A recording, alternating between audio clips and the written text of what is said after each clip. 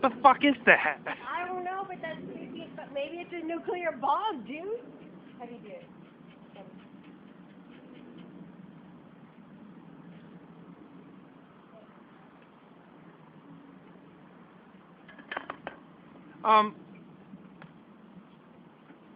What the fuck? That's so creepy.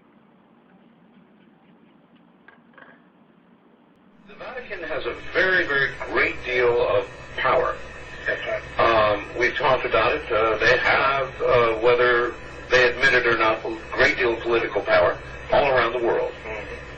One of the things that they did fairly recently was they muscled, and I do intend to use that word, they muscled their way onto a mountain in Arizona, Mount Graham, and they built an observatory on Mount Graham in connection with an Arizona university. However, the Vatican has the larger part of the control of this observatory, looking at deep space things. That's right. Now, why would they have done that, Father? Because the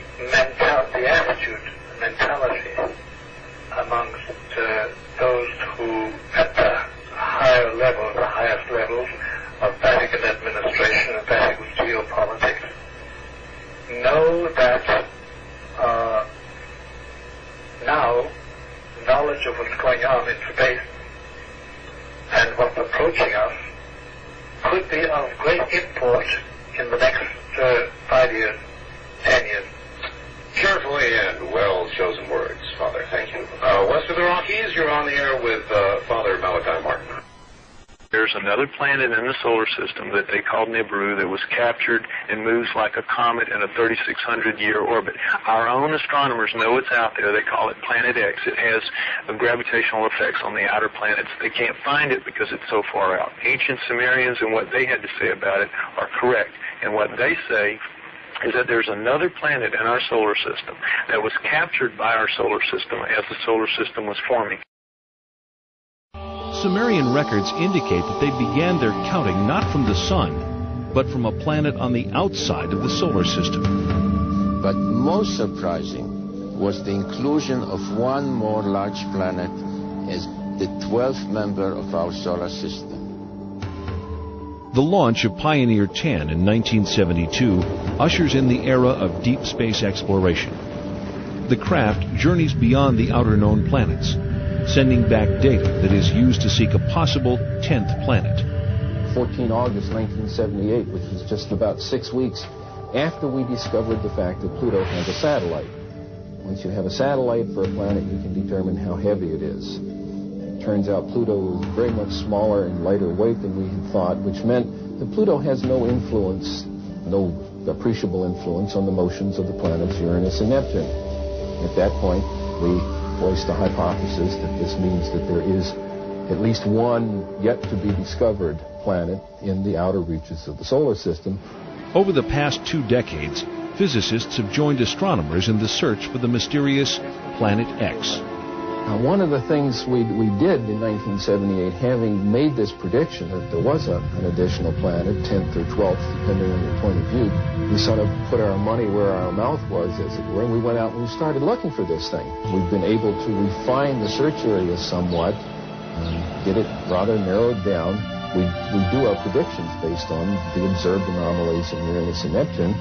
We actually are currently looking down in the region of Centaurus, which is just south of the constellation Libra. But if it is in the kind of orbit that we describe here, it would have to be a planet that would have a mass something like 3 to 5 times the mass of the Earth.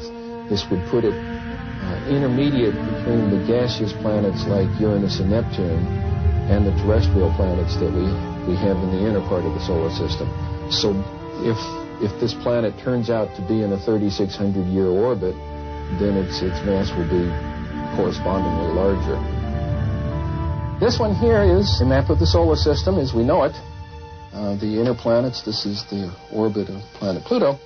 And this here is the orbit that I have proposed for the 10th planet. And here's where we think it is right about now in its orbit. If Planet X exists, we are not alone.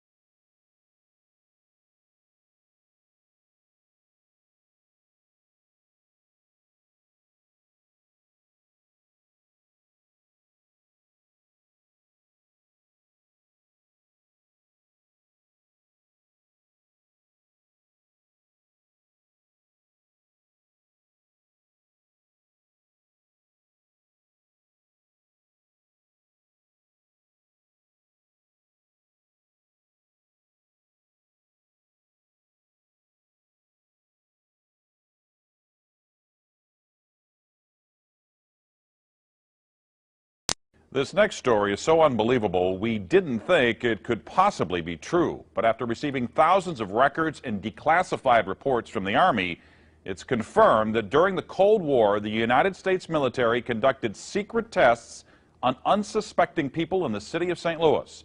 A local sociologist will make her findings public tomorrow, but she spoke first to the I-Team's Lisa Zigman. Lisa Martino-Taylor's life work has been to uncover details of the Army's ultra-secret military experiments carried out in St. Louis and other cities during the 1950s and 60s. This study was secretive for a reason. They didn't have volunteers stepping up and saying, yeah, I'll breathe zinc cadmium sulfide with radioactive particles. These Army archive pictures show how the tests were done in Corpus Christi, Texas in the 1960s. In Texas, planes were used to drop the chemical, but in St. Louis, the Army placed chemical sprayers on buildings and station wagons. City officials were kept in the dark about the tests. The Cold War cover story was that the Army was testing smoke screens to protect cities from a Russian attack.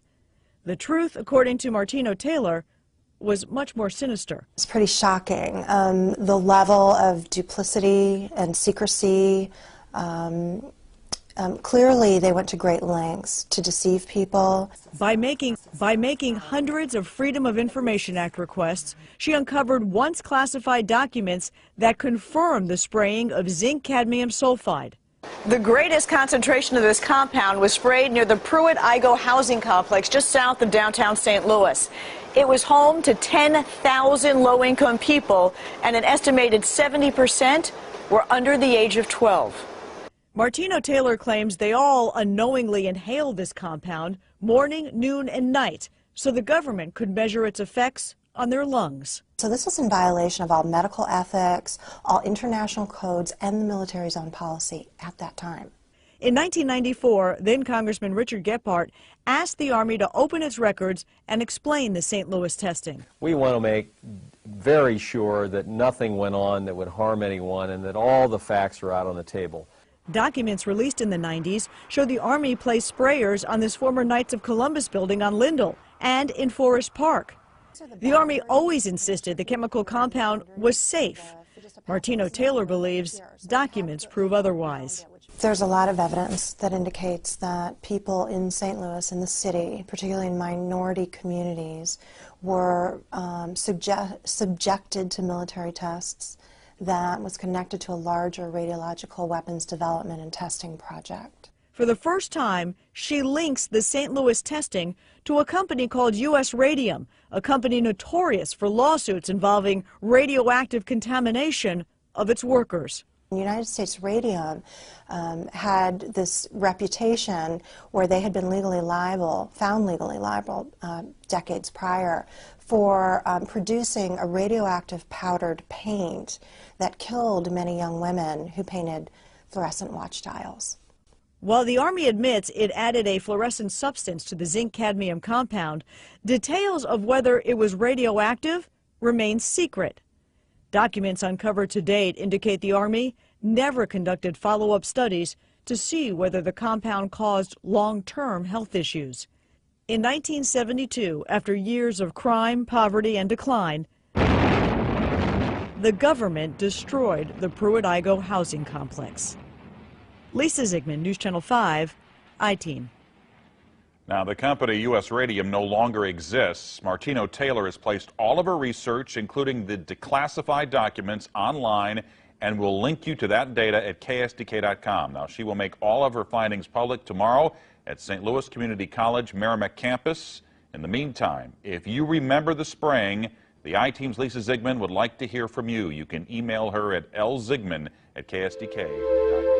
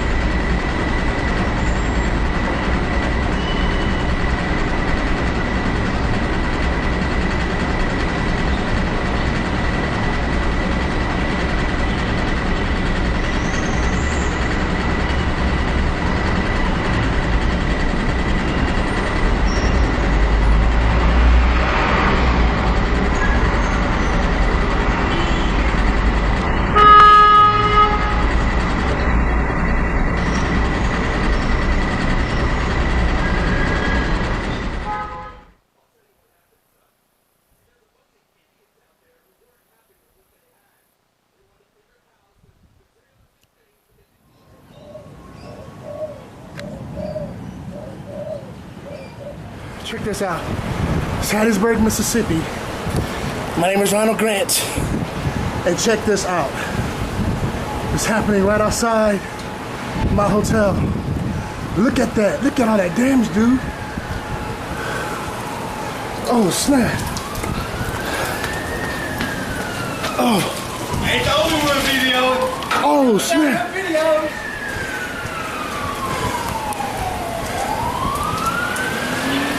Dude, that's insane.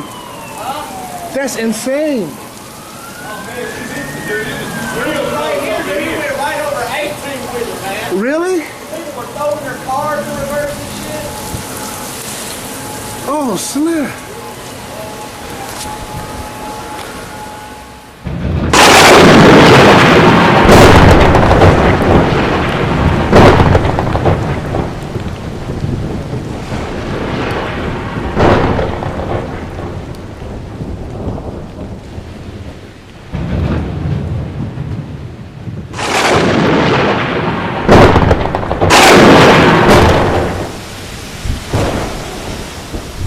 Ah oui, faites-moi ça une vraie, là.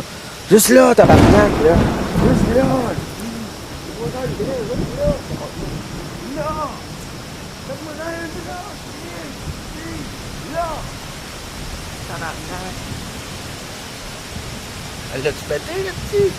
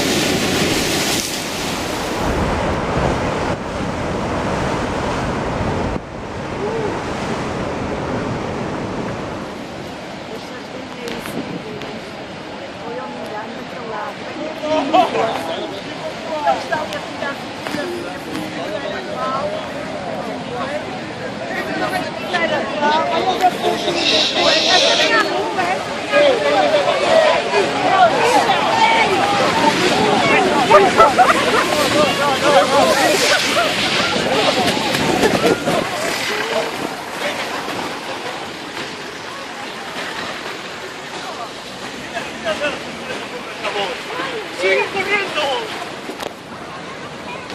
Así hubo gente que salió despedida con los coches.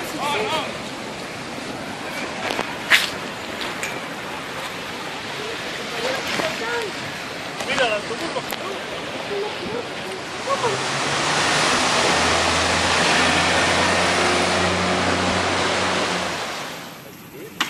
Free fall. Going all in. Oh, that's a good one.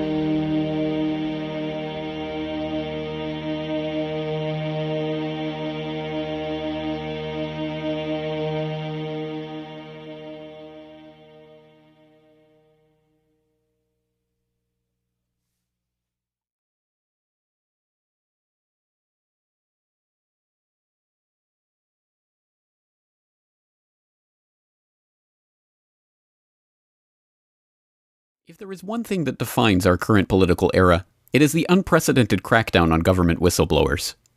If the Bush administration's invocation of the little-used state secrets privilege to silence those exposing corruption is taken as the beginning point of this era, we have seen a steady progression throughout the past decade, culminating in Obama's unprecedented war on whistleblowers. As we have explored previously on the Eye Opener, the Obama DOJ has been relentless in its prosecution of those seeking to shine the light on government fraud, abuse, and criminality. In his first 5 years in office alone, he has charged 8 whistleblowers under the Espionage Act of 1917, more than all other presidents combined. And for those brave souls who do stand up to government abuse and manage to survive the seemingly inevitable court battles and legal challenges, the toll on their career and personal finances is just as severe. Take Thomas Drake, the NSA whistleblower who was himself charged under the Espionage Act and eventually convicted of a misdemeanor charge. Stripped of his security clearance and blacklisted in Washington, Drake has been reduced to working at the Apple Store, where, according to reports, he once served Attorney General Eric Holder as he went shopping for an iPhone. Or take Richard Barlow, the CIA intelligence analyst who blew the whistle on the high-ranking government officials who were tipping off nuclear proliferation suspects about FBI stings and helping them to ship important nuclear weapons technology to Pakistan. He was fired from a position at the DoD after raising concerns about how his reports on Pakistan's nuclear capabilities were being altered by his higher-ups.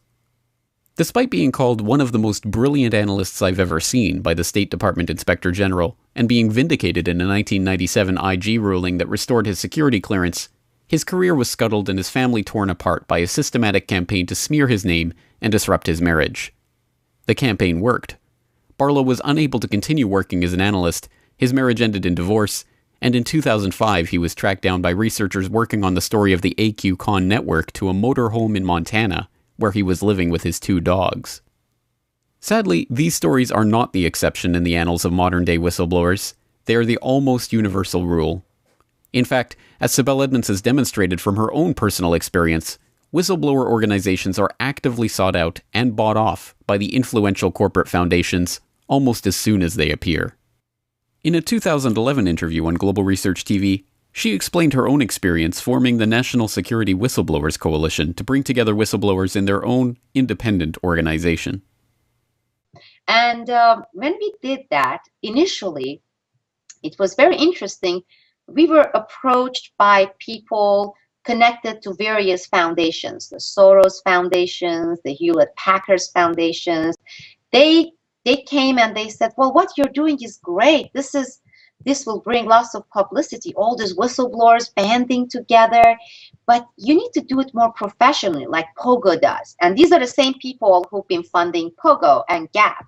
You need to have a PR person in-house. Sibel, you are not a PR person. You have no idea what PR is. And I didn't, really, at the time I didn't. You need to have analysts. You need to have board of directors, board of advisors. I said, well, we are each other's advisors. We have gone through the experience. And interestingly, none of these organizations have any whistleblowers in their board of directors, board of advisors. They are whistleblowers organizations without any really whistleblowers within their organizations.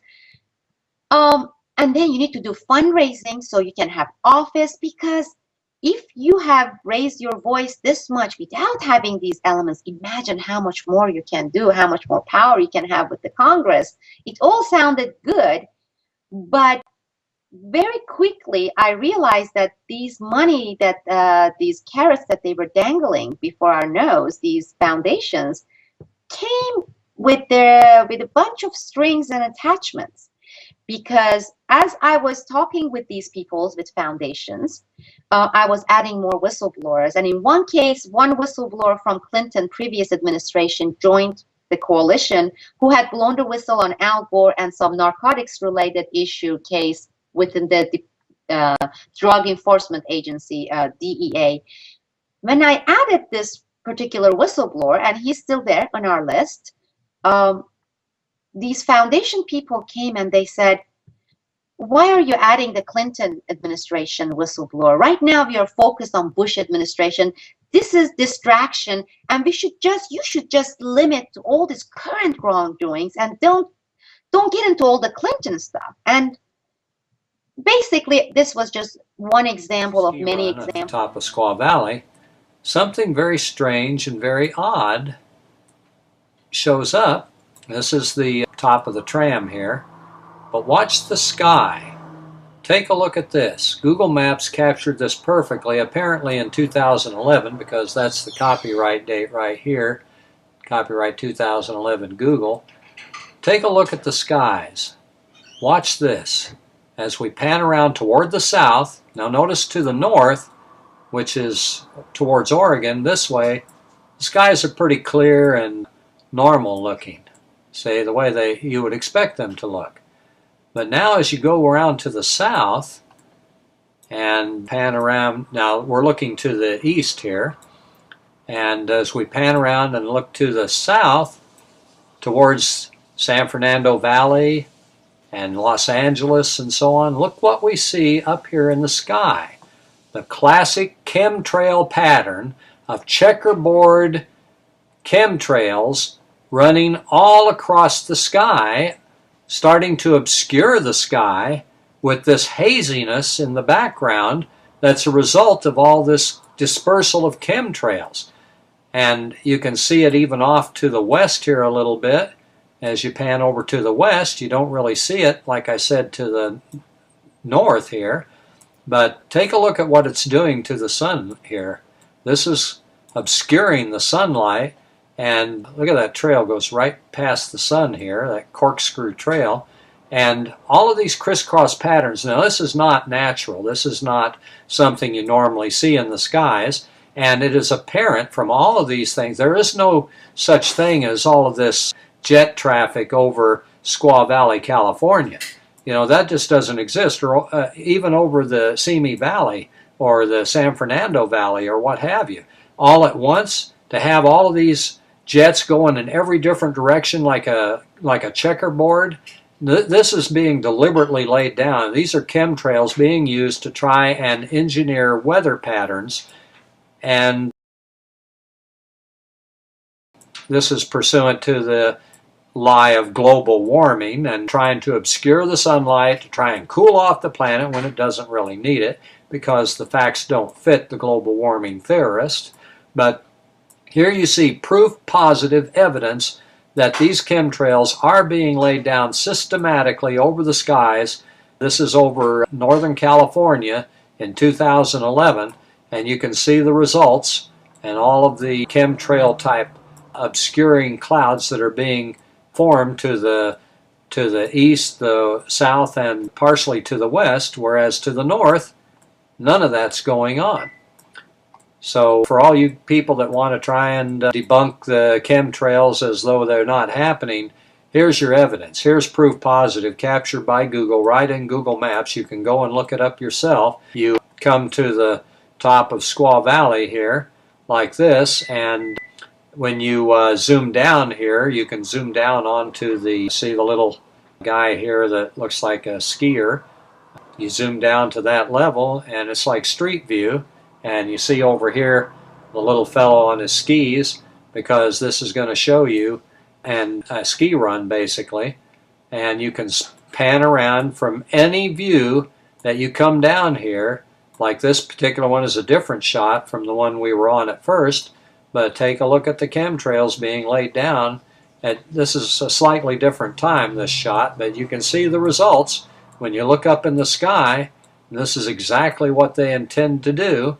And the things they're spraying into the atmosphere, by the way, are things like nano-aluminum and barium, and things that are poisoning the plants on the land below, poisoning people's lungs, giving them asthma attacks. And you can read about this anywhere you go online.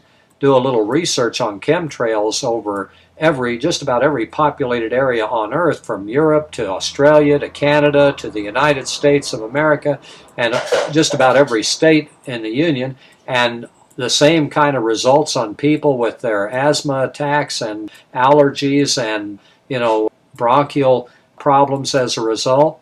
If you just zoom down the trail here a little further, see there's the ski lift, and take a look at the chemtrails from just about any angle of the sky here, taken at different times. But it's very apparent what is happening here, and it's deliberate, man-made, And here, even to the north, you can see the growth of the chemtrails. So everywhere, just being laid down to, you know, poison the sky everywhere, practically on the inhabited Earth, it seems.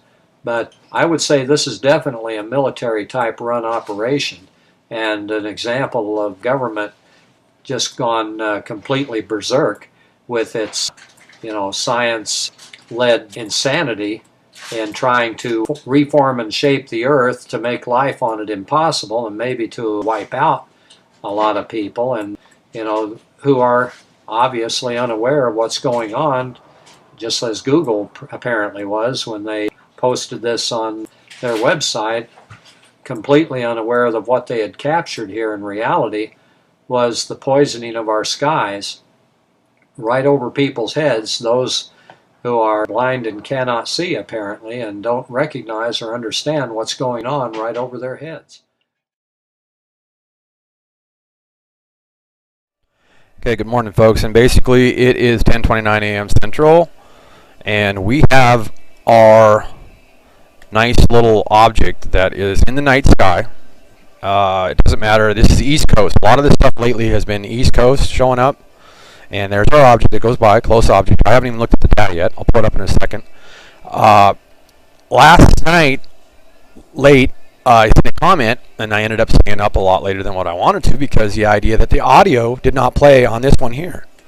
Because you need to go watch this video, because the idea that this here object there, that's still there, and I'm going to blow it up a little bit bigger and you'll be able to see it better. So we're going to go to full screen. But you need to go watch my one here of 2011 UG169. There won't be any sound, but the idea that you need to look at all the objects that are on the close paths of Earth. There's some very interesting footage there, i.e. why my audio didn't work. I played it ahead of time, just like anybody will do on screencasts, and I had sound. Someone decided that I didn't need to have sound with my video because it might show you too much. We do have our Rigel Cantaris B close to us, okay? And there is tons of footage there that's going to show you earlier in the week of the idea that it's there early in the morning, and it's what is basically coming up down at Palau. And so I'll have some more videos today, more than likely, of showing that. Now this is that close object. Now this, basically, watch this image, okay, and then watch the clock. Let me put. And what I mean watch the clock is look at how short a period of time, just within a minute, of how much action that one object does, okay?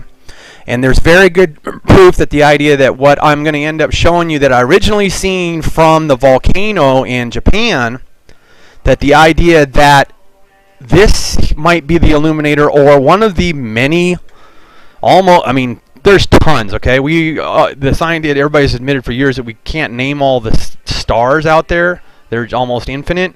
Well, folks, we have basically a very doggone good image of the baby planet there. That the idea that it almost looks like a fish, and you can see the lips there on it. Yes, you can see the lips on it. And we are getting it illuminated down in the night sky in the east, because this is Tullahoma, 03A. It's out east. I'm not going to say the state, getting myself in trouble right now because I get sick of researching, but it's out east. Tennessee, North Carolina, South Carolina, it's our area over there. If I left the state out, I apologize.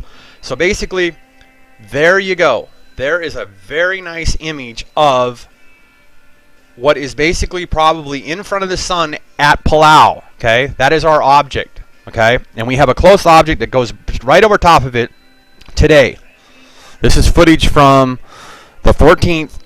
Early this morning at 1 UTC Zulu, folks, okay? So at Zulu time, and as you can see, this object moves around because you will see it change, okay? And yes, it'll give you some freaky images. It'll look like a face on this side, looks like a fish. There's all kinds of action in it. I.e., how long has man been around, for crying out loud? Because it looks like it's almost like an object that some humanoid has put up there, okay? And yes, I am religious, so the religious folks, calm down on your bench, relax. So the idea that we have this image that with just in a minute it flops around a ton. Okay, because you can see this image here flopping around, and that's our close object goes by, gets caught in the square, and it shows you in the square. But keep an eye on this image there, okay? And they don't want sound with this to show you that the idea that watch this a minute and 9:40, okay?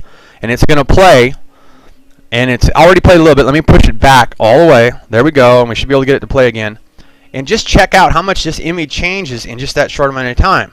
Okay, and you've seen where I got lucky and frozen and got the fish look on the other side, okay? So it's a tumbler out there. It's our baby blue planet, and here you can see the porcupines and the of whatever you want to call it. Just giving you redneck lingo here as we look at it. And basically, everybody in Australia has sent us tons of pictures of it. All around the world have sent tons of pictures of it out on the internet. Okay, so it's out there. You can see it.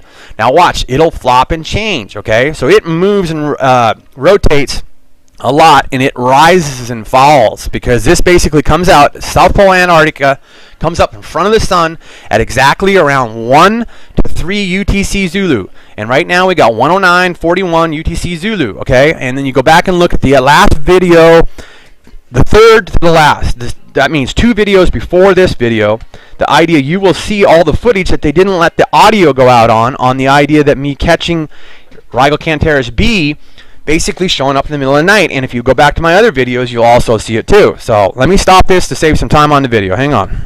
Okay, folks, so you'll also see the data in this video here, and the most thing is the ton of footage that's in there of me showing you the night sky shots, that this stuff shows up in the night sky between 1 to 3 Zulu UTC witch time over there, Greenwich time over in England, okay? But basically it's over top of the United States. All this footage in this movie right here, 2011 UG-169, is basically, and that was the AU, 0.081 AU was an object, and the idea that all the footage pretty much shows Rhygocanterus B showing up in the night sky, and basically is what's rising in front of the sun down in Palau.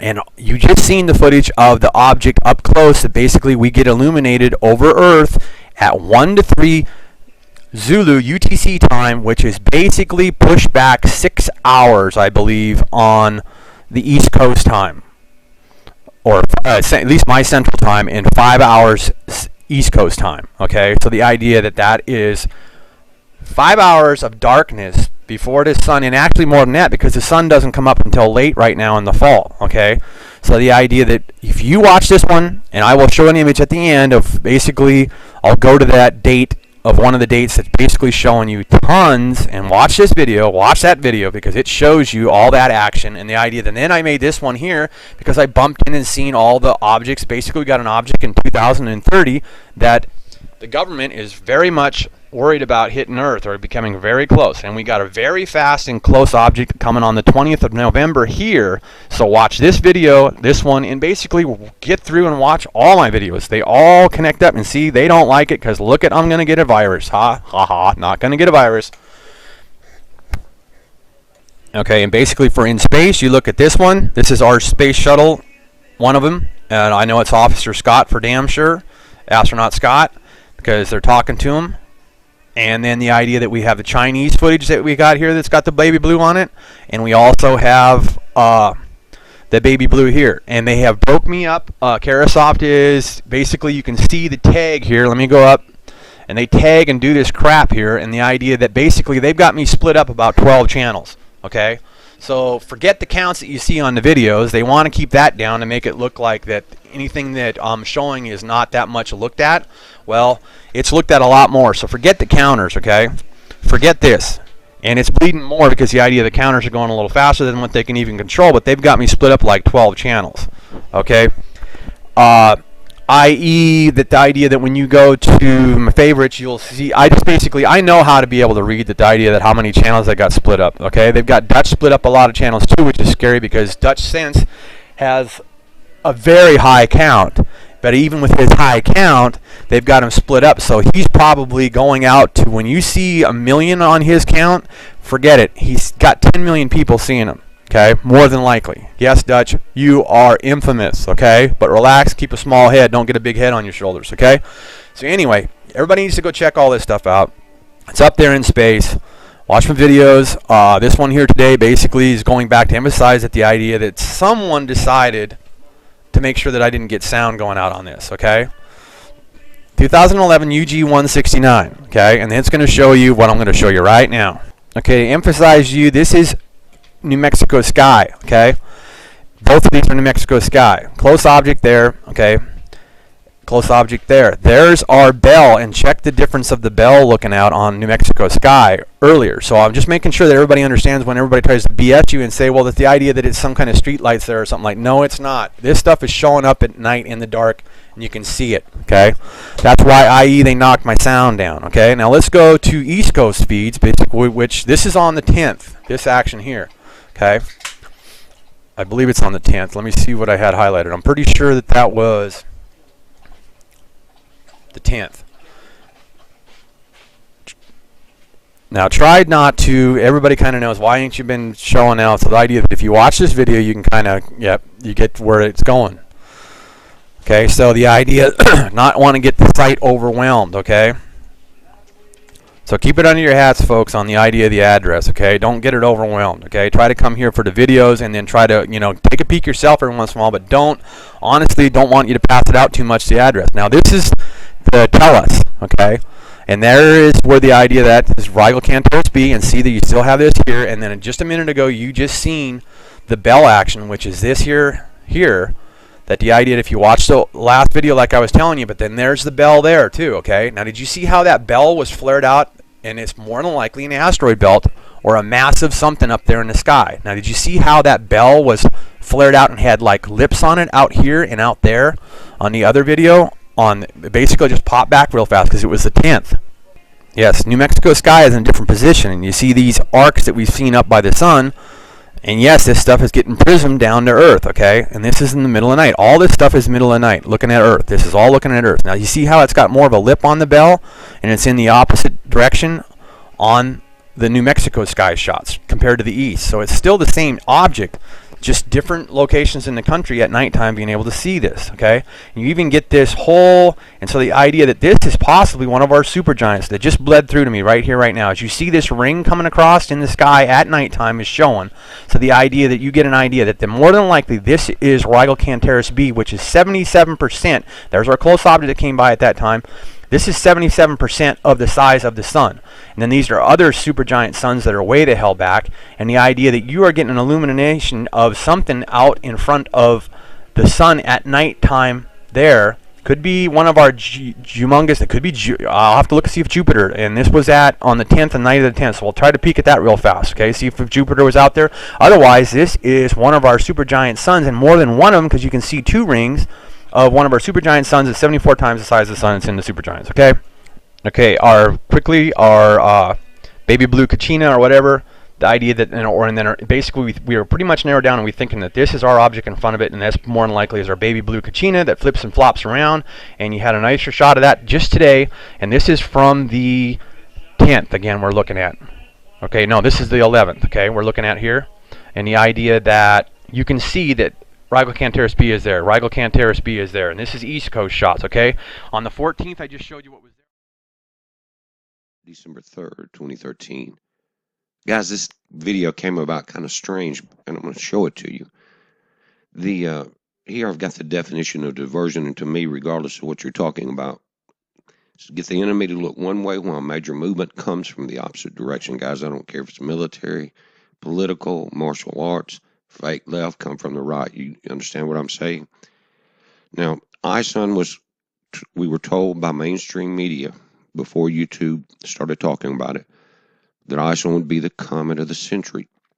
And we watched it. It's been beautiful, still watching it. I'm going to show you the new images as it comes across the sun and spreads out further. You see it coming into the top right there. But I was watching a radio show yesterday, and someone sent a video. But anyway, this whole time, guys, they were going to all the trouble to move the SDO cameras, get everyone to look, get everyone that had ground-based images to watch ISUN on the 28th. Send their images in, get everyone's attention. Do not look back. Do not look back. Look at the sun on the 28th. Now, you're seeing a smudge ring on both images. See that circle? Well, that's after these images were scrubbed. And my friend from Austin, Nick Danger, sent an image into Paul Begley's show yesterday while I was watching it and asked if we knew anything about it. So I went back and they had scrubbed it from the Sechi A camera. That's all that's left. If you'll go to that timestamp on the 28th of 4:09, you'll see just that circle. Well, I happen to be recording most of the cameras on the 28th. Top right is the picture they sent in to the radio show where you could see it there on live stream, guys. And at first I wasn't sure because it was so grainy just watching it, through a couple of levels there. So, but I matched it up in dates, and this is what it looked like before it was washed.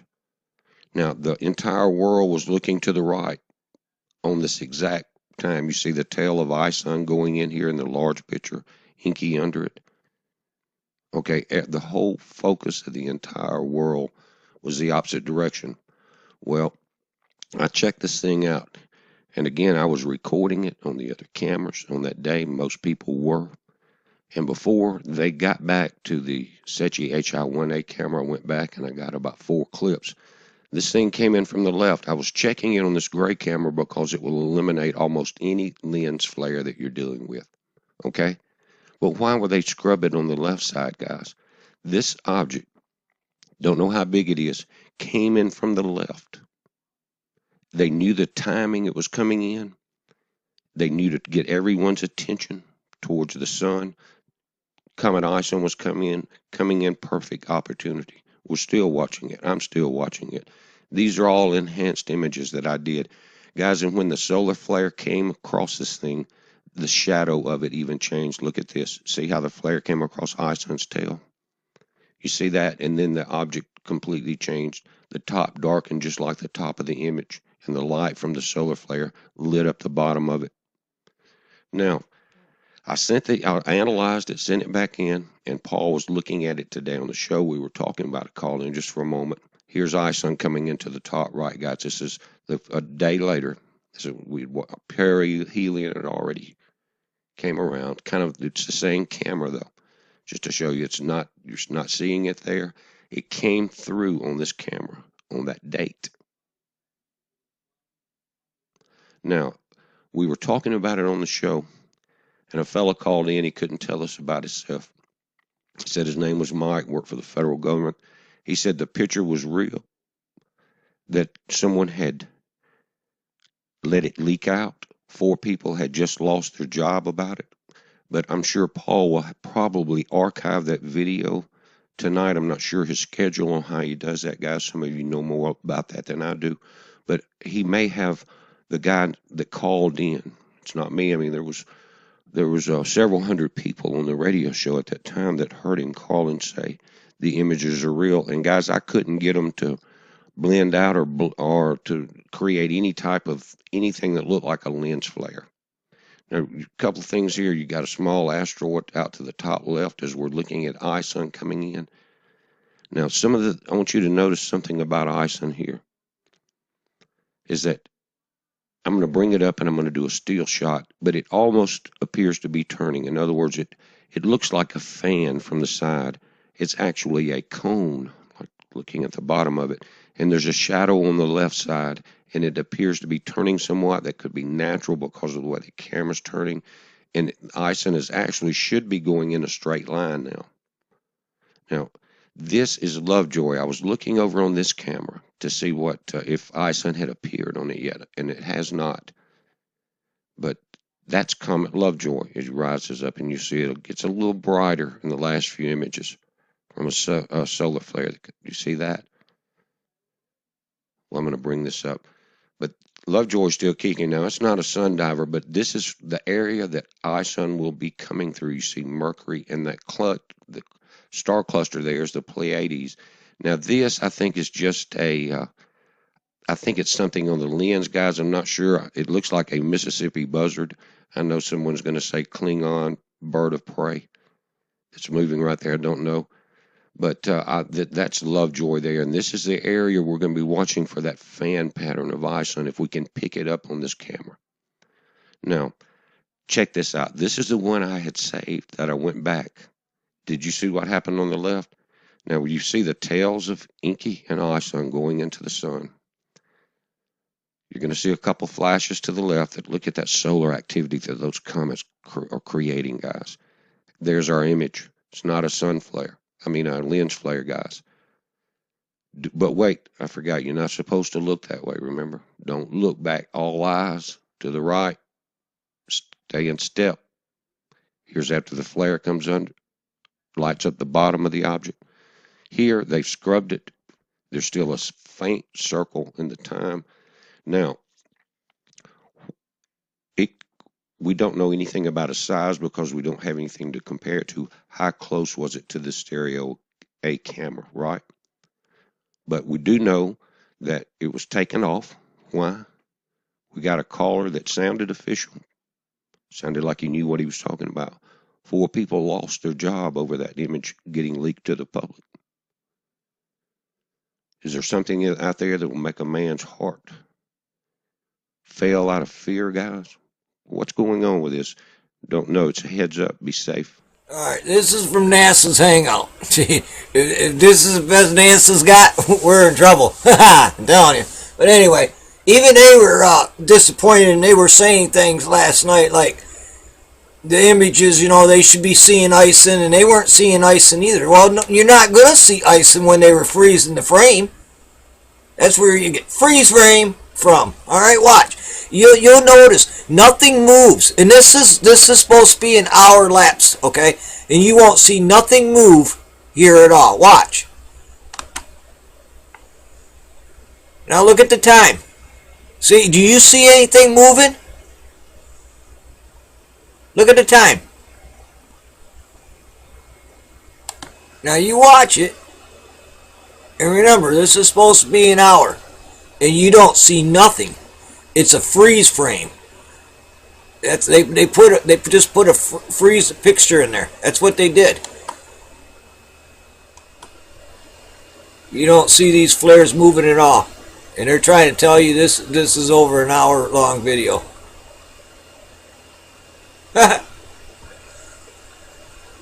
Peace and love be that of God and God's armies. You are an army to fear and souls that you. And yeah, they're happening in our sky.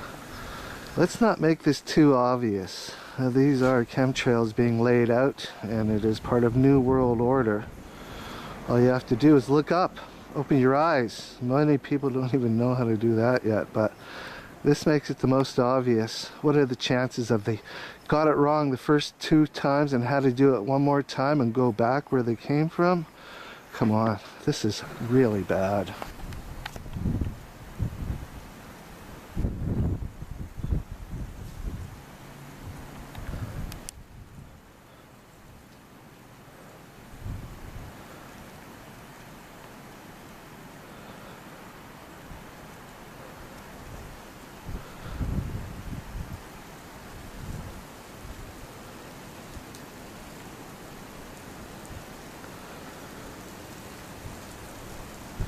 Dead giveaway. These will be sitting in the sky for hours and make this blue sky all gray. Welcome to New World Order. Also, I had to find, one time they wanted me to find out if there was such a thing as a poison that was undetectable, especially one that seemed to mimic a heart attack, that would kill someone, but it would appear that they had a heart attack. I did find such a thing. Does this pistol fire the dart? Yes, it does, Mr. Chairman, and a special one was developed which potentially would be able to enter the target without perception. The poison was frozen into some sort of dart, and then it was shot at very high speed into the person, so when it reached the person it would melt inside them, and the only thing would be like one little tiny red dot on their body, which was hard to detect. There wouldn't be a needle left or anything like that in the person. But also the toxin itself would not appear in the autopsy? Yes, so that there was no way of perceiving that the target was hit.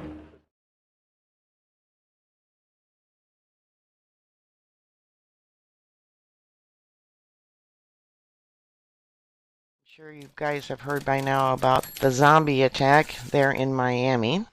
Evidently, the poor man that was attacked had 80% of his face literally ripped off. Before the police officer shot this so-called zombie several times. When the police officer asked him to stop, he just looked at the police officer and growled at him. And it took multiple shots before they were able to kill him. I imagine it was probably a headshot. But they're saying that it was drug-induced. And they actually have a link here to a website called Excited Delirium. There's evidently been multiple cases in Miami that has not been reported about this zombie behavior. They even have a research document page for police officers. This is from the University of Miami. Excited Delirium. You can't make this stuff up. Over the past decade, increased attention has been paid to the sudden and seemingly unexpected death in some highly agitated subjects being held in police custody. In most of these cases, force required to restrain or incapacitate the subject has not been sufficient to cause death, and yet they die. Symptoms of excited delirium include bizarre and or aggressive behavior, shouting, paranoia, panic, violence towards others, unexpected physical strength, and hyperthermia. This is where they suddenly feel overheated and start ripping off their own clothes. And it says here, throughout the United States and Canada, these cases are frequently associated with drug abuse. But tests have shown that it hasn't been drug abuse. They think there's an underlying central nervous system disorder was the precipient cause of death in these people. Goes on to say, fact, ED as they call it, is a medical emergency that presents itself to as a law enforcement problem.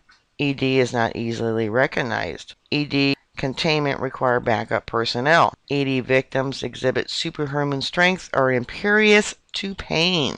Restraint positions and use of electronic control devices, taser, to override the CNS. And it says ED is a life-threatening emergency. Here it says inside their bodies, their organs are burning up. They reach temperatures where they actually are burning up and actually makes them take off their clothes. So this is why a lot of these so-called zombies are naked.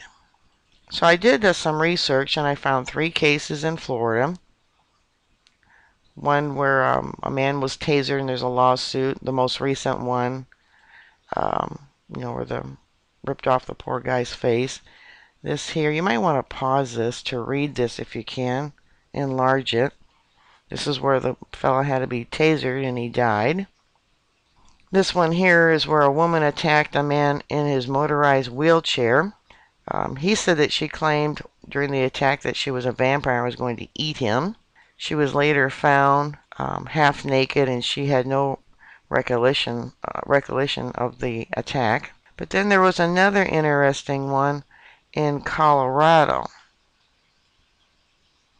This fellow evidently was at the Denver Zoo with his girlfriend, and all of a sudden he just started burning up and started taking off his clothes and put his head under water, started acting very bizarre, attacking people. It took 5 people to get him under control.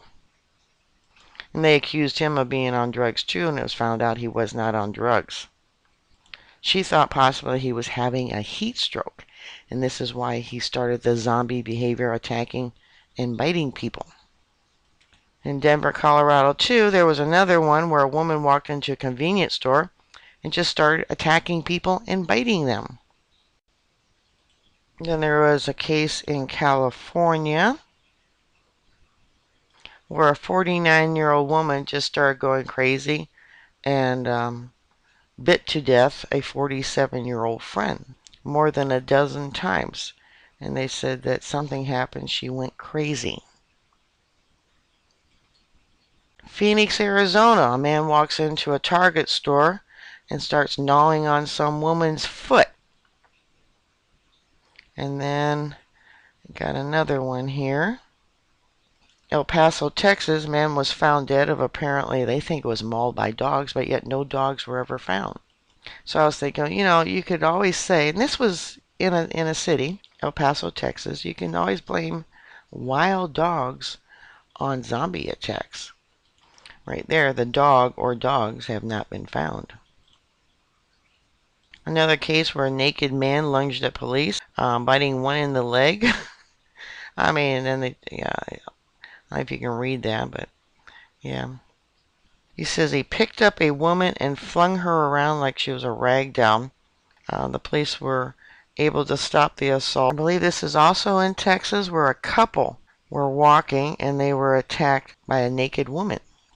It says if you don't think, oh excuse me, this was the one where they were driving down the street and she was waving her arms in the air and they thought she was the victim, but she turned out to be the zombie.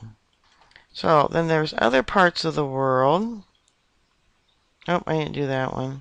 A woman walking alone early Thursday morning was attacked from behind by a group of 6 other women she did not know, according to the police. After the attack, which police categorized as unusual, they identified what victim took herself to the medical center with a 2-inch laceration and across one of her legs and bite marks on her back.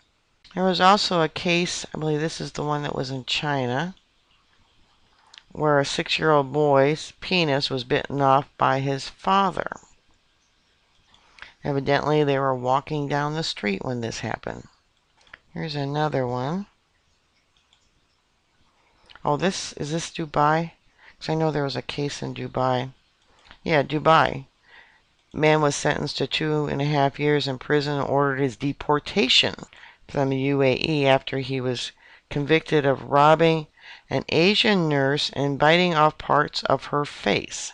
The unidentified man also convicted of resisting arrest and biting the hands of 2 police officers when they caught him. So he got sentenced for 1 year for attacking the nurse. And here's one more that I found. If I can get it to pop up. After some confusion, which police unit should handle the case, theft and robbery, they haven't found anything missing. A 75-year-old woman was allegedly mauled to death inside her house. She'd had no pets. Results of the autopsies, who found the dead woman in her bedroom and showed that she was killed. She was mauled to death, but nothing was missing. She was just torn to shreds. So like I said, this ED is on the rise in Miami. They're not reporting it.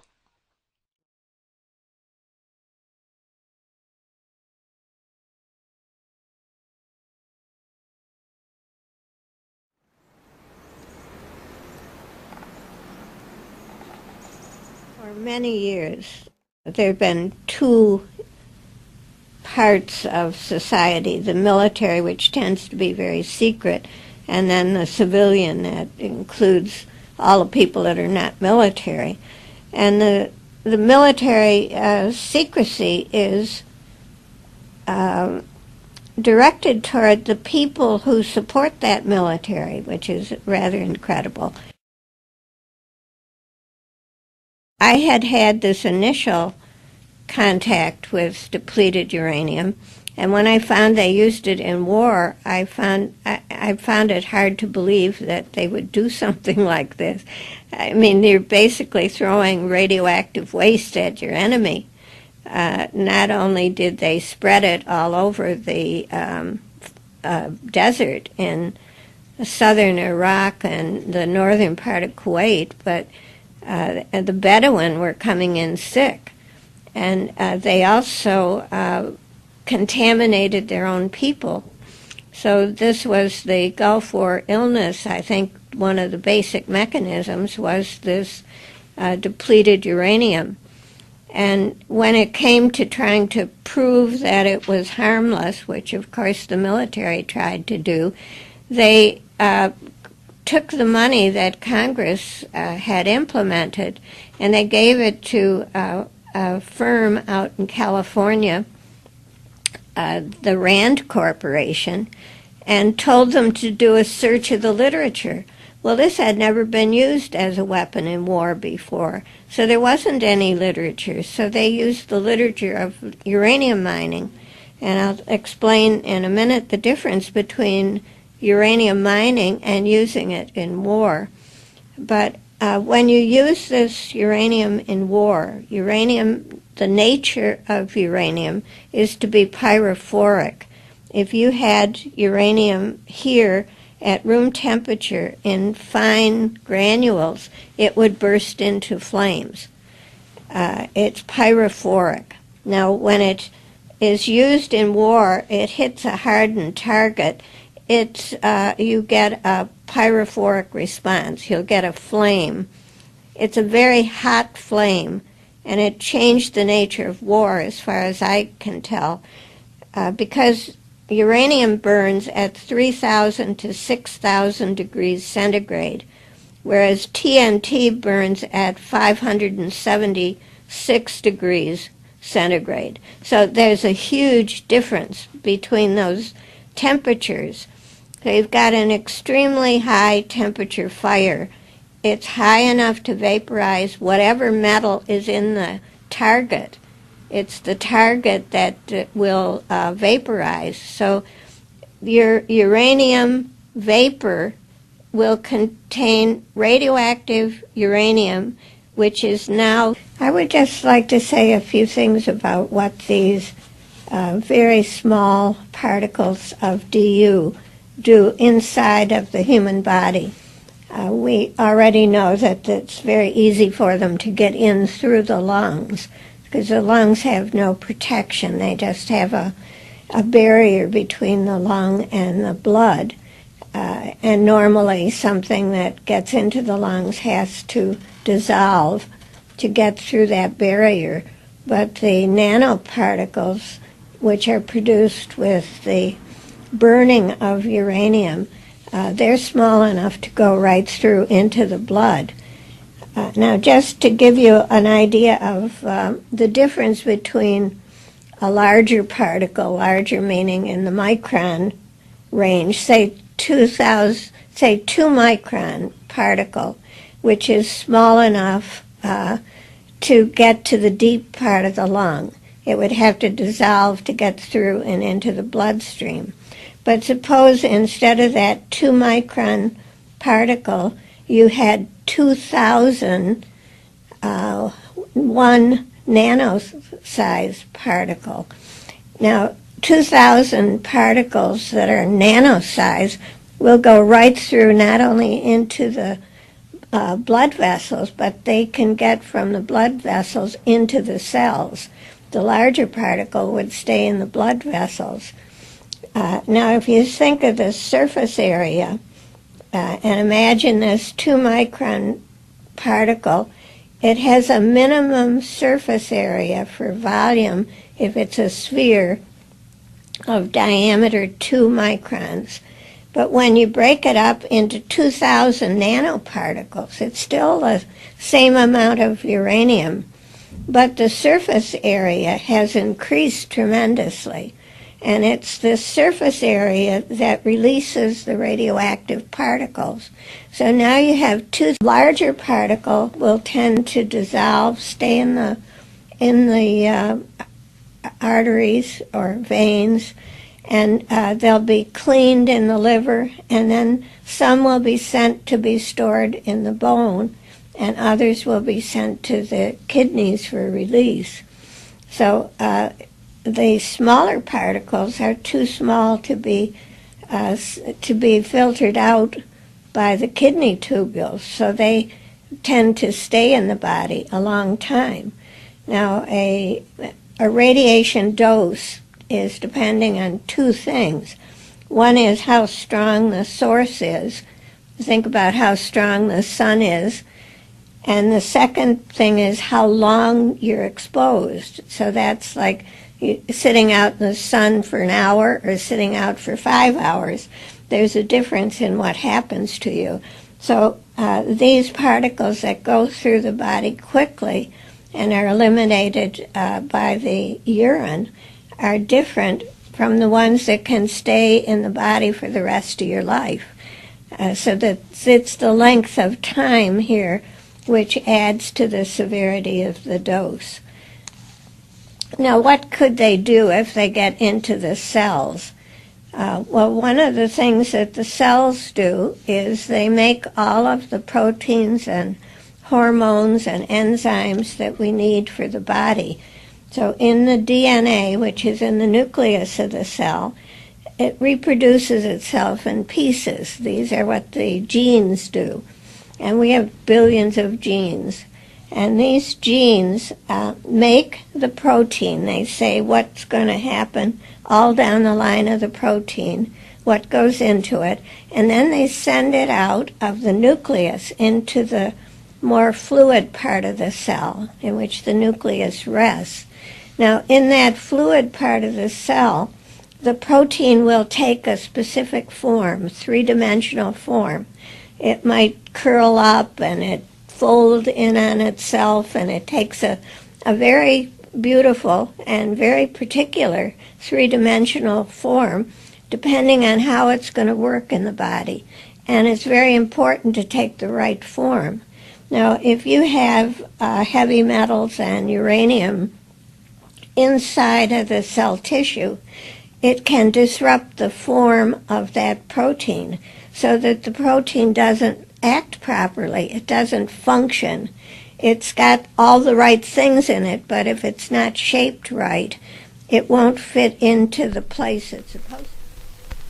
Melissa and Aaron here for True Stream Media. Hey everybody, if this one doesn't get you mad and reveal the corruption in this fight to label our food or to not eat GMOs, I don't know what will. The Grocery Manufacturers Association, the GMA, is one of the largest lobbies in this country, and they represent a lot more than just grocery stores. Well, apparently they've put out this list, a list of talking points they're giving out to legislators to keep them from passing meaningful labeling legislation. And this is up on Organic Consumers Association just a few days ago.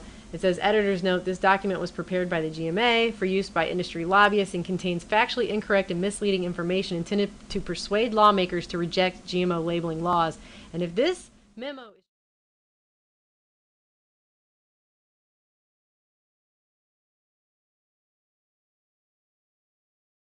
Story is so unbelievable, we didn't think it could possibly be true. But after receiving thousands of records and declassified reports from the Army, it's confirmed that during the Cold War, the United States military conducted secret tests on unsuspecting people in the city of St. Louis.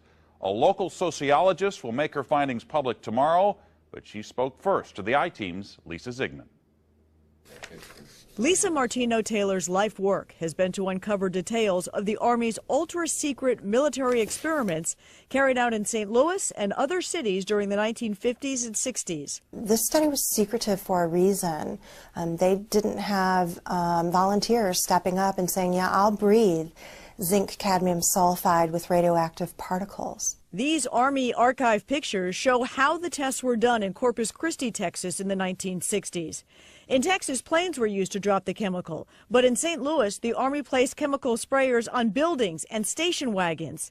City officials were kept in the dark about the tests. The Cold War cover story was that the Army was testing smoke screens to protect cities from a Russian attack. The truth, according to Martino-Taylor, was much more sinister. It's pretty shocking. The level of duplicity and secrecy, clearly they went to great lengths to deceive people. By making hundreds of Freedom of Information Act requests, she uncovered once classified documents that confirmed the spraying of zinc cadmium sulfide. The greatest concentration of this compound was sprayed near the Pruitt-Igoe housing complex just south of downtown St. Louis. It was home to 10,000 low-income people, and an estimated 70% were under the age of 12. Martino-Taylor claims they all unknowingly inhaled this compound morning, noon, and night so the government could measure its effects on their lungs. So this is in violation of all medical ethics, all international codes, and the military's own policy at that time. In 1994, then Congressman Richard Gephardt asked the Army to open its records and explain the St. Louis testing. We want to make very sure that nothing went on that would harm anyone and that all the facts are out on the table. Documents released in the 90s show the Army placed sprayers on this former Knights of Columbus building on Lindell and in Forest Park. The Army always insisted the chemical compound was safe. Martino-Taylor believes documents prove otherwise. There's a lot of evidence that indicates that people in St. Louis, in the city, particularly in minority communities, were subjected to military tests that was connected to a larger radiological weapons development and testing project. For the first time, she links the St. Louis testing to a company called U.S. Radium, a company notorious for lawsuits involving radioactive contamination of its workers. United States Radium had this reputation where they had been found legally liable decades prior for producing a radioactive powdered paint that killed many young women who painted fluorescent watch dials. While the Army admits it added a fluorescent substance to the zinc-cadmium compound, details of whether it was radioactive remain secret. Documents uncovered to date indicate the Army never conducted follow-up studies to see whether the compound caused long-term health issues. In 1972, after years of crime, poverty, and decline, the government destroyed the Pruitt-Igoe housing complex. Lisa Zigman, News Channel 5, I-Team. Now, the company U.S. Radium no longer exists. Martino Taylor has placed all of her research, including the declassified documents, online, and will link you to that data at ksdk.com. Now, she will make all of her findings public tomorrow at St. Louis Community College Merrimack campus. In the meantime, if you remember the spraying, the I-Team's Lisa Zigman would like to hear from you. You can email her at lzigman@ksdk. Bradley Manning has been sentenced to 35 years in prison, and he has been demoted and dishonorably discharged from the U.S. Army. Chris Lawrence is at Fort Meade. He's been covering the proceedings. Chris Lawrence, tell us more. Yeah, Carol, there was an audible gasp in the courtroom as that verdict was read, and Bradley Manning was quickly rushed out of that courtroom within seconds as supporters in the back rows yelled to him, "We love you, Bradley. We're still here fighting for you, Bradley." We could see his family members who were in the front row just behind him, his aunt, a cousin, openly crying, weeping, and wiping tears as the judge decided to sentence him to 35 years. Now, where does that fall? Prosecutors were looking for 60 years. The defense had asked him to be sentenced to no more than 25. But when you break that down, Bradley Manning already is getting credit for nearly 4 years of pretrial confinement. So that brings it down to a little over 31 years. He's only mandated to serve at least a third of that. So it is possible that with parole, Bradley Manning could be out of prison in about 10 years, Carol. So is it your sense, Chris, that the judge showed some leniency in this case? I think she struck a balance, and I think even the prosecutors, by only asking for 60, not the full 90 that he could have gotten, were recognizing that Manning, that this crime was different than Manning going directly to a foreign agent and directly giving them the information. At no point did the government prove that Manning knew that these documents would end up in the hands of Al-Qaeda.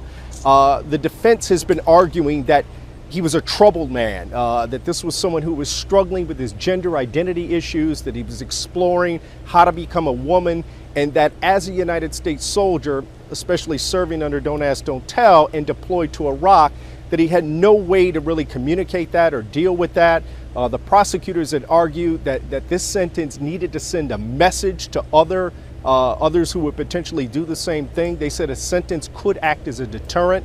And so I think the judge, while she did err on the side of the lower sentence, she definitely struck a balance between also, I had to find, one time they wanted me to find out if there was such a thing as a poison that was undetectable, especially one that seemed to mimic a heart attack, that would kill someone, but it would appear that they had a heart attack. I did find such a thing.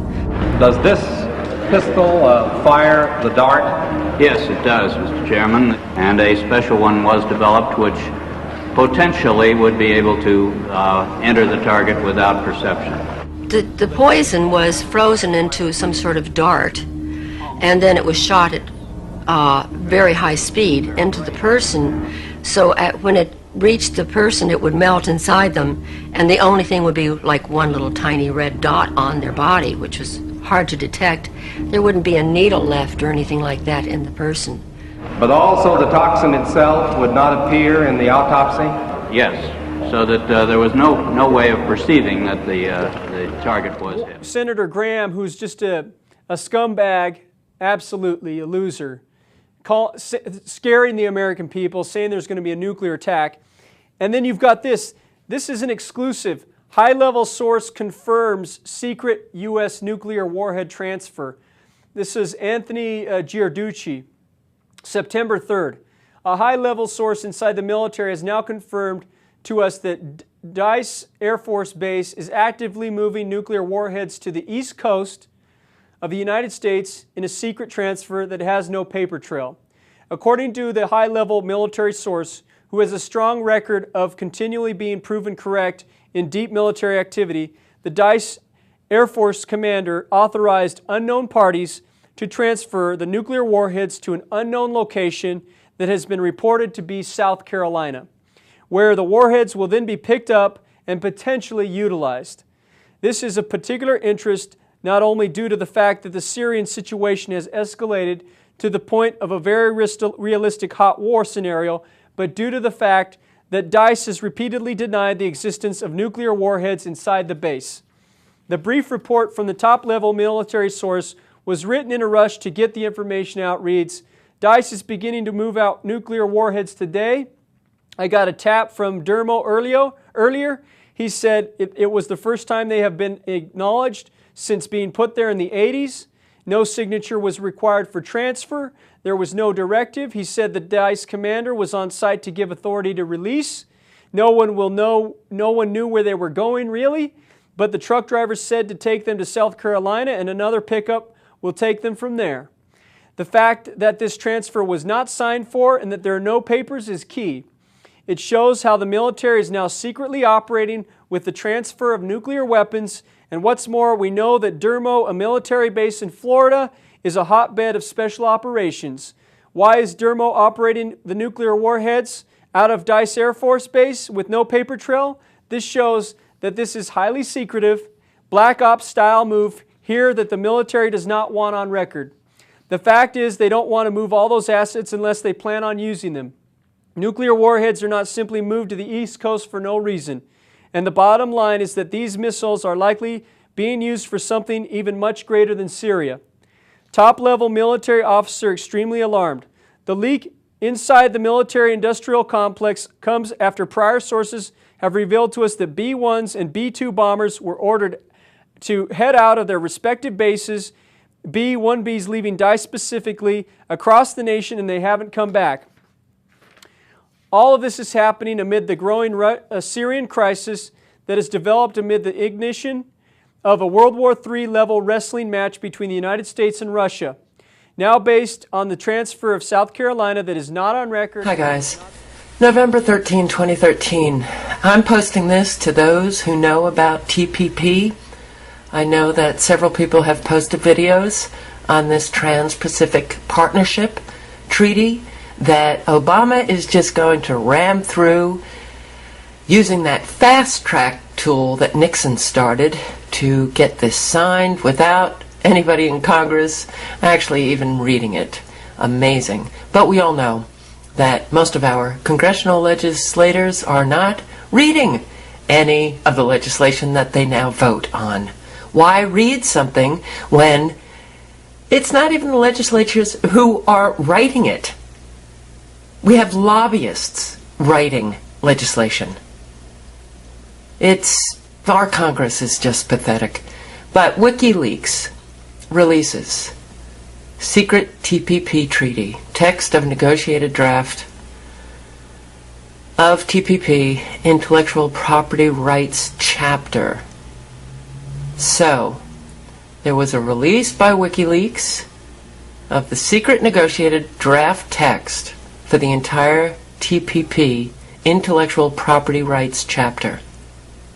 The TPP is the largest ever economic treaty, encompassing nations representing more than 40% of the world's GDP.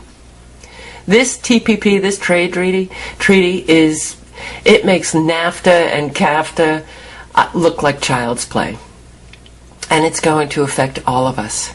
And this is, talk about a globalist new world order, boy. This is it. Because it wipes out the sovereignty of nations and gives that sovereignty to corporations. corporations will have the power. They will override any laws and regulations that are passed by the countries who signed this treaty. It is astounding. But if anybody wants to take a look at this chapter that has been released, I will link below to both this article as well as the chapter. I'm sure it's on the WikiLeaks page. Yes, WikiLeaks. Here it is. If anybody wants to read this and do a video on it, that would be great. My hands are tied. I'm not in good shape. My health is pretty bad, and unfortunately, I'm unable to do a lot of what I used to be able to do. So, but if you, it's just amazing. Just reading this article gives you an idea. Since the beginning of the TPP negotiations, the process of drafting and negotiating the treaty's chapters have been shrouded in an unprecedented level of secrecy. Access to drafts of the TPP chapters is shielded from the general public. Members of the U.S. Congress are only able to view selected portions of treaty-related documents in highly restrictive conditions and under strict supervision. In other words, this very select group of representatives in the House are brought to one room. They can't even bring in pens, note papers, nothing. They can't take notes on what it is that they will actually be signing. No one knows what the details are of this trade pact. But our legislatures in Congress will be signing it. And it's very scary. It's really pretty amazing. It has been previously revealed that only 3 individuals in each TPP nation have access to the full text of the agreement, while 600 trade advisors, lobbyists guarding the interests of large U.S. corporations such as Chevron, Halliburton, Monsanto, Walmart, are granted privileged access to crucial sections of the treaty. Wow. TPP negotiations are currently at a critical stage. The Obama administration is preparing to fast-track the TPP treaty in a manner that will prevent the U.S. Congress from discussing or amending any parts of the treaty. Numerous TPP heads of state and senior government figures, including President Obama, have declared their intention to sign and ratify the TPP before the end of 2013. Well, guess who went golfing with our fabulous president last Saturday? You know, at that Caddy Shack, that exclusive golf course in Florida? The top trade representative of TPP, Ron Kirk. WikiLeaks editor-in-chief Julian Assange stated, the U.S. administration is aggressively pushing the TPP through the U.S. legislative process on the sly. Oh, man. The longest section of the chapter, Enforcement, is devoted to detailing new policing measures with far-reaching implications for individual rights, civil liberties, publishers, internet service providers, and internet privacy, as well as for the creative, intellectual, biological, and environmental commons. Particular measures proposed include supranational litigation tribunals to which sovereign national courts are expected to defer, but which have no human rights safeguards. Amazing. Okay, I'm going to link below to this. I do hope somebody can pick up the ball, read this, read it, and do a video on it, get it out there. We're in trouble. We are in big trouble. So much is happening. The implementation of agendas like Agenda 21, Common Core, you know, the education thing that I'm going to be doing a video on in a little while,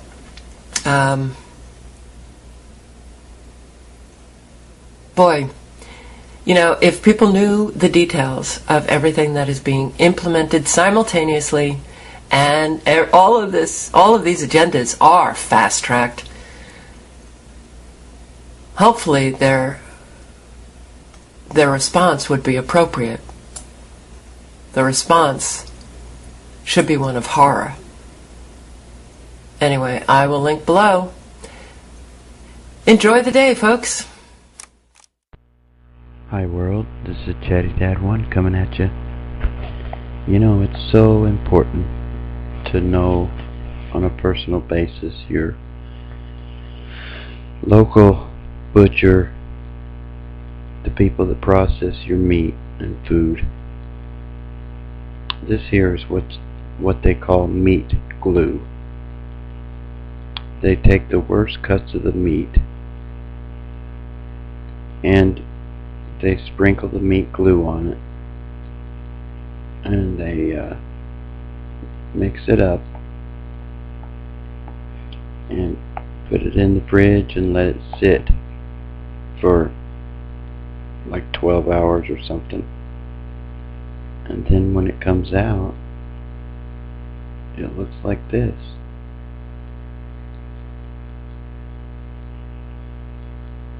You know, when it starts out,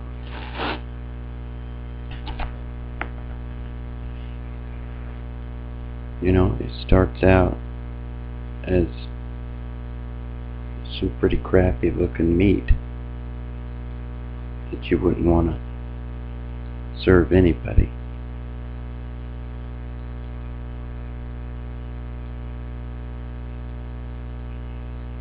There's a piece of steak there. You can see the points of the fusion on it.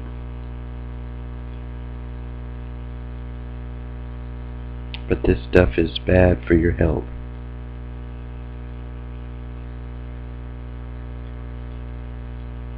Activa.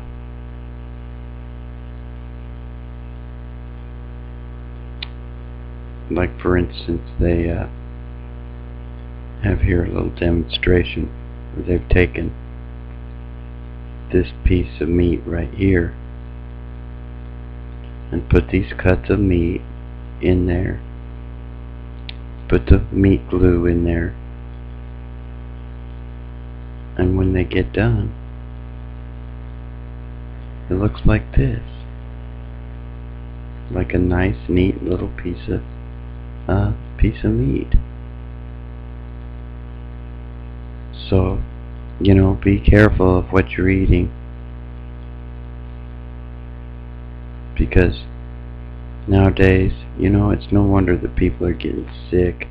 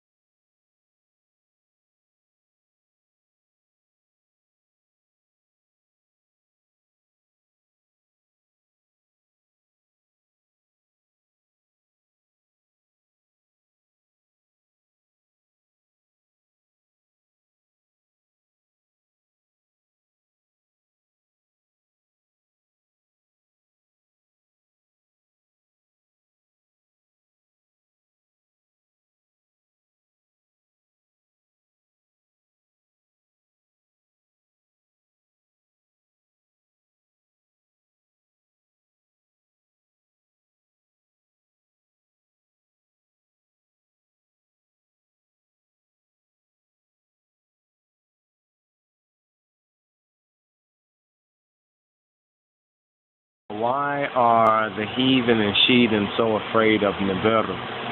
Could Mezmur Dawit Bel-Lisan Ge'ez, does this give us a clear indication? Right?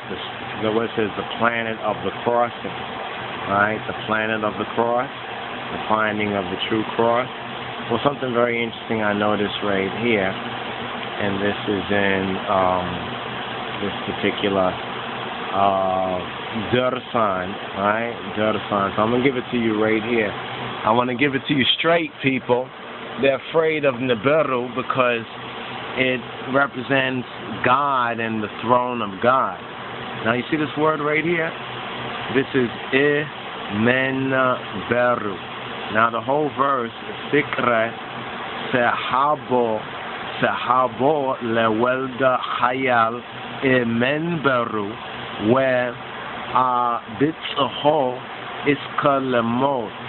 Right? Now, this key word right here, right? Menberu. Now, go through Nibiru, right, in Ge'ez or in Ethiopic. Check that video out. I basically talk about this. I'm giving it to you right here from the Kedase Mariam, or Mariam's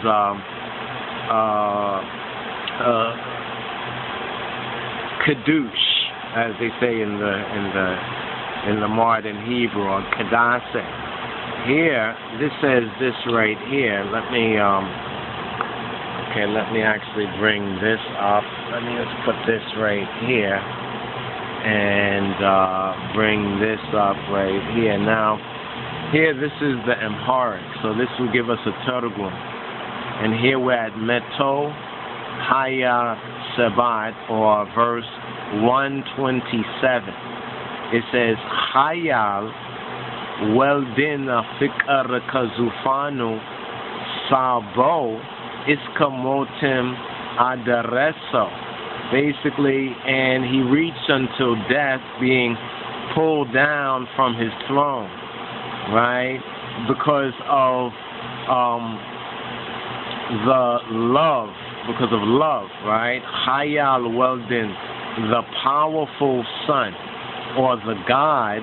Hayal breaks down to El, or Chel, in the ancient Afro-Semitic, or the root of the Hebrew. And you thought Hebrew was, it is the language of angels, right? But the Ge'ez is the language of God. So Hayal Weldin Fikar Kazufanu, that's the key word there. Zufanu. So Zufanu, right? Let's see if we can bring this up side by side right here. Right? Is this particular, so when this is worn down, it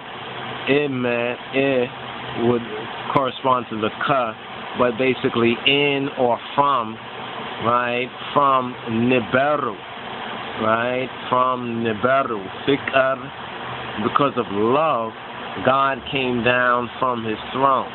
And now in judgment, he is bringing his throne near. So, does the Mezmur Dawit Bel-Lisan Ge'ez give us a clear indication?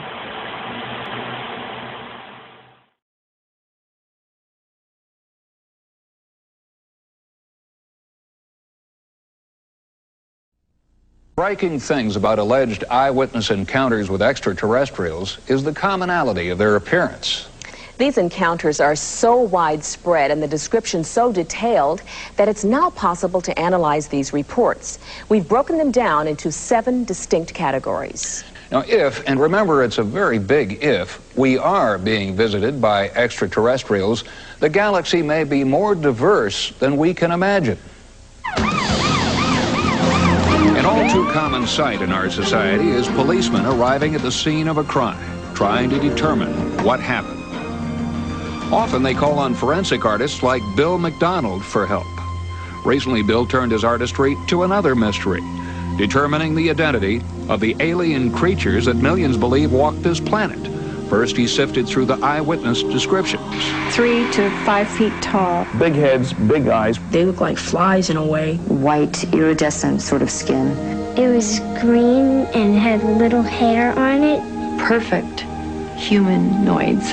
From descriptions like these, Bill McDonald created composite sketches of alien beings. The illustrations I do are made specifically for scientific research and for publication, and the intent is to be as accurate to the witness descriptions as possible. Altogether, he's identified 7 different types of aliens. The first category are the Roswell aliens. The Roswell aliens have a reptile-type texture to their skin. The eyes are very human, and they're Asian in character. The gray aliens are the next category, Reticulum sapiens superior. You have a small race between 3'5" and 4'1" that act as a technician or worker class. They have the classic black eyes wrapping around the sides of their heads. The next category are the ancients. They look almost like giant praying mantises or grasshopper insects. The eyes are fully up to 1/3 the total mass of the head. The Nordics are very interesting because they're the most human appearing of all of the aliens. They appear to be slightly taller than us, extremely athletic in build. The females are extremely well endowed proportionally. The males are very, very gorgeous and are described as looking a lot like some of the models, like Fabio. The hybrids are extremely interesting and very varied. Some of the hybrids are proportionally like children with very fine hair. The reptilians seem to have like 3 toes instead of the normal 5 on their feet. And they seem very humanish in proportion, but they have larger than normal mouths, and they have a very snake-like or lizard appearance. Some of the aliens, and it's interesting that the aliens in Close Encounters of the Third Kind looked a lot like this, seem to appear like fetuses and are proportionally like fetuses that are running around like small children, have a higher degree of intelligence, and operate in a technical capacity, if you will. Bill McDonald has no explanation for the variety of alien life he has cataloged, and his drawings stand as mute testimony to the ongoing UFO mystery. It's hard enough to imagine one kind of alien, but the idea of 7 different alien species staggers the imagination. But let's say all these aliens are among us. Now comes the hard part. Why are they here? We'd all like an answer to that question.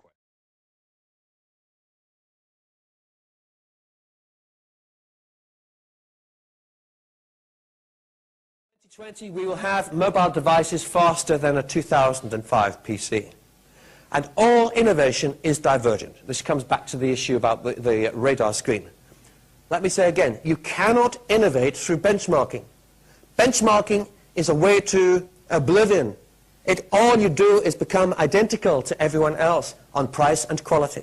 So how do you have a competitive advantage? Every competitive advantage happens not from convergence, but from divergence. It happens from the outer edge of the radar screen where no one else is looking.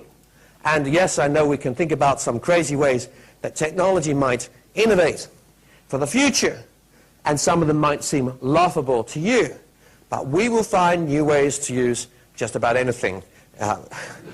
Okay. Oh, what about the brain and IT? I'm interested in bio-digital worlds. We have not only the capacity, I think, in the future to produce a camera with the resolution of the human eye. By the way, it could be a bio camera. One of the things, we already have the capacity to regrow retinal cells at the back of the eye of someone who's gone blind. And these cells automatically connect to the optic nerve so an animal can see again. Astonishing. Now I'm talking about something else. I'm talking about the fusion of digital and bio worlds. I'm talking about these brain cells, which you can see here, growing on the surface of a computer chip. Brain cells are intelligent, and they recognize other intelligence. And brain cells automatically connect to computer chips. They need no teaching, they just do it. All you do is you mix brain cells in water, you float them onto the surface of chips, you sit back and relax and feed them. And if you do that, you will find quite soon that electrical signals start to be picked up by the chips. The brain cells connect not only to the chips, but they also start to put out feelers to each other. They connect to each other, they connect to the chip. You get a biodigital device. I'm telling you history, my friends. You tell me the future. These devices have been grown for the last 5 to 10 years. So could we have a human brain that can go online? This is history. We already did it in animals. We have rats and mice that can think electrically. They produce currents and thoughts which go from one mouse to another. The mouse says, I'm thirsty, and a signal electronically goes to another mouse in another laboratory saying, please, can you give me a drink? If the other mouse agrees to give the first mouse a drink, he gets some food. We are living in a strange world. I am not saying that you're going to have a plug-in module for mathematics in the future or language. I'm just saying we are entering new territory for the future. So, what about other ways of thinking about innovation?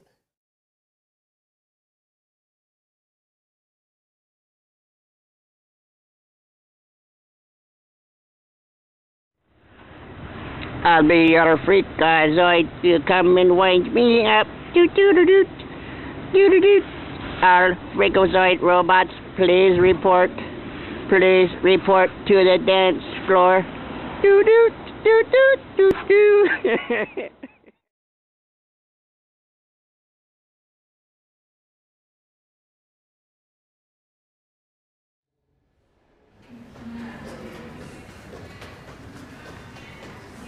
Disculpe, la habitación 209. Es la siguiente puerta. Ah, muchas gracias. De nada.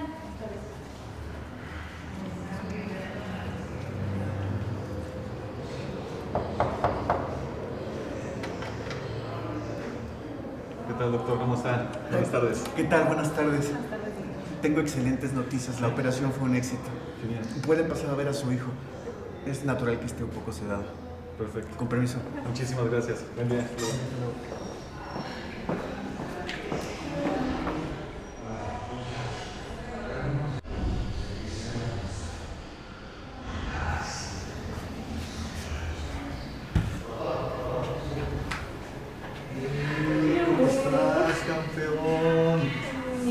¿Cómo te sientes, Bien, eso. Nos dijo el doctor que te portaste muy bien en la operación, Felicidades, es un valiente como siempre. Oye, ¿qué onda? ¿Te duele mucho? ¿Sí? Estuvo fuerte, ¿no?